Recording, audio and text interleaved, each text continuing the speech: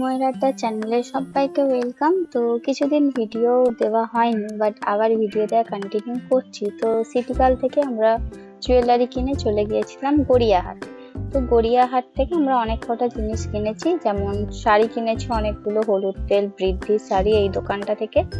বেশ দাদা আমাদের দরদাম করে রিজনেবল দামে করে দিয়েছিল। আর তারপর কিনেছিলাম আমরা ব্লাউজ, বৃদ্ধির ব্লাউজ টুকিটাকি।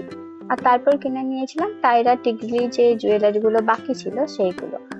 আর শপিং করে আমরা চলে গিয়েছিলাম গড়িয়াহাটেরই নিয়ারেস্ট একটা ক্যাফেতে। সেখানে আমরা প্ল্যাটার নিয়েছিলাম। প্ল্যাটারটা খুবই ভালো ছিল, বাট আমার তখন প্রচন্ড গরম করছিল বলে আমি ভালো করে খেতে পারিনি। তারপর সবাই বললো আমাকে আম পান্না শরবত খা, ভালো লাগবে।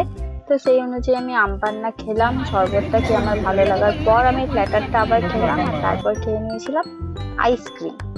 আর আইসক্রিম খেয়ে আমরা চলে গিয়েছিলাম জুডিওতে প্রি ওয়েডিং এ শপিং করতে। বাট আমার জুডিওর কালেকশন কোনোদিনই সেরকম ভালো লাগে না, তো আমি কিছু কিনিনি। বাট টিকটিক একটা কিনেছিল প্রি ওয়েডিং এর জিনিস। আর আমি এখানে একটু ক্যাট মেরে চলে এসেছিলাম বাইরে, কারণ ওখানে বসার জায়গা ছিল না। এখানে অভিজ্ঞতা বেশি শপিং করে নিয়েছে গাইস।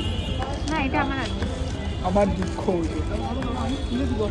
আর এখানে আমরা 3000 টাকা শুধু স্কিন কেয়ার কিনেছি।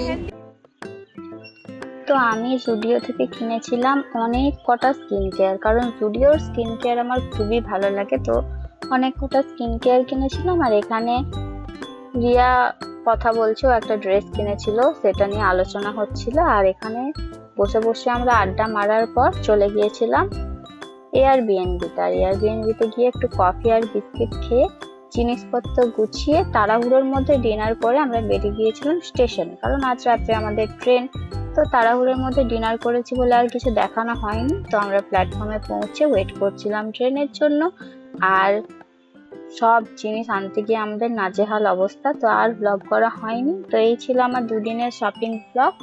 তো রাত্রেবেলা ট্রেনে করে দুর্গা করে ভালোভাবে শপিং করে আমি বাড়ি ফিরে এসেছি। তো নেক্সট ভিডিওতে দেখা যাক আর কি কি হচ্ছে আমার লাইফে।